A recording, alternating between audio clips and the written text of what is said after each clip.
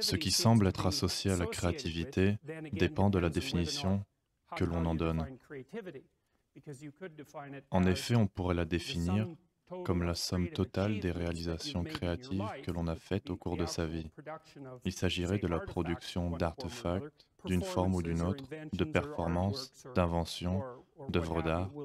Nous reviendrons sur cette dimension dans une minute. On peut aussi la définir comme la propension à s'engager dans une pensée créative, et je pense que nous allons commencer par cela. Que signifie donc penser de manière créative? C'est un peu comme si vous imaginez que je vous lance une idée et qu'il y a une certaine probabilité que cette idée déclenche d'autres idées dans votre imagination. On peut donc considérer qu'il s'agit d'une question de seuil. Si vous n'êtes pas très créatif, je vous lancerai une idée qui ne déclenchera pratiquement aucune autre idée, et celles qui seront déclenchées seront très étroitement associées à cette idée initiale. Supposons que je lance une idée à chacun d'entre vous et que je vous demande de réfléchir et de me dire la première chose qui vient à l'esprit. Ce que nous verrons d'abord, c'est que la première chose qui vous vient à l'esprit est, selon toute vraisemblance, partagée par beaucoup d'entre vous. Vous pouvez donc considérer qu'il s'agit d'une réponse commune, et donc d'une réponse moins créative.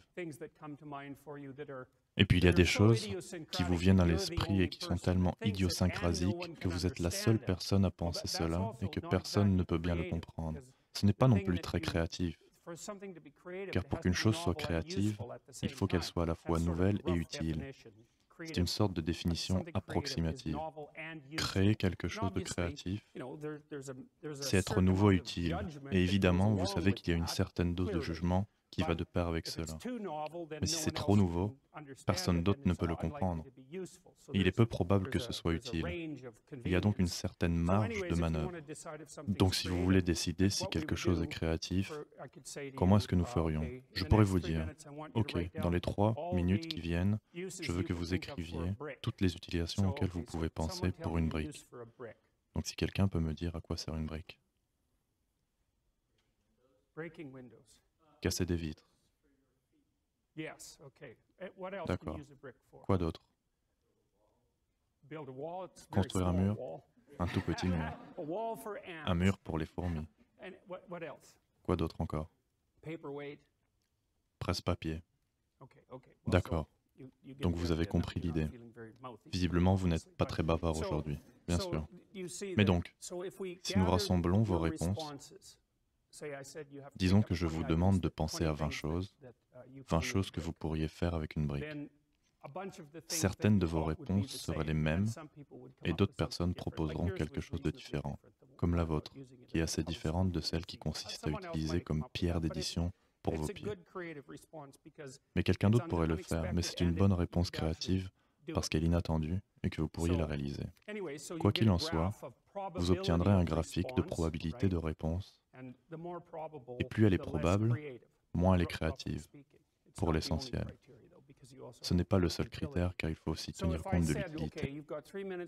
Si je vous disais que vous avez 3 minutes pour écrire toutes les utilisations possibles d'une brique, j'évaluerai votre réponse de différentes façons. La première chose que je ferai serait de calculer le nombre d'utilisations possibles que vous avez générées, ce qu'on appelle la fluidité. Et nous pourrions aussi le faire en disant simplement « écrivez autant de mots que vous pouvez, commençant par lettre S en 3 minutes », ou qui commencent par lettre C, ou encore des mots de 4 lettres qui commencent par la lettre D. Maintenant, je peux le contraindre, et si je comptais le nombre de mots que vous avez générés, si j'avais une mesure de QI et une mesure du nombre de mots que vous avez générés, le QI plus le nombre de mots que vous avez générés sera un meilleur prédicteur de votre créativité que le seul QI. Il y a donc cet élément de fluidité qui correspond à la vitesse à laquelle vous pouvez produire des idées verbales. Et l'une des choses que nous savons à propos de la dimension créative de l'ouverture d'esprit et qu'elle est associée à la fluidité et à l'originalité. Et l'originalité serait le degré d'improbabilité de votre utilisation par rapport aux utilisations générées par d'autres personnes. On peut donc penser qu'une idée est lancée et qu'il y a une certaine probabilité qu'elle coactive d'autres idées. Et si elle coactive de nombreuses autres idées, C'est comme la fluidité. Et si elle coactive des idées qui sont assez éloignées de l'idée originale, quelque chose comme ça, et que vous pouvez suivre la distance en la comparant à la probabilité que d'autres personnes l'aient générée, alors c'est aussi une autre indication de la créativité. Donc ils doivent être improbables, de nombreuses réponses improbables qui sont utiles. Voilà ce qu'est la créativité pour l'essentiel. Et donc vous pouvez le fractionner en deux dimensions différentes. Ceci est la pensée créative, mais la réalisation créative serait la capacité à prendre ces idées originales et à les mettre en œuvre dans le monde, ce qui est évidemment très différent du simple fait d'être créatif. Et la définition de la créativité dépend de l'une ou l'autre de ces mesures que vous prenez.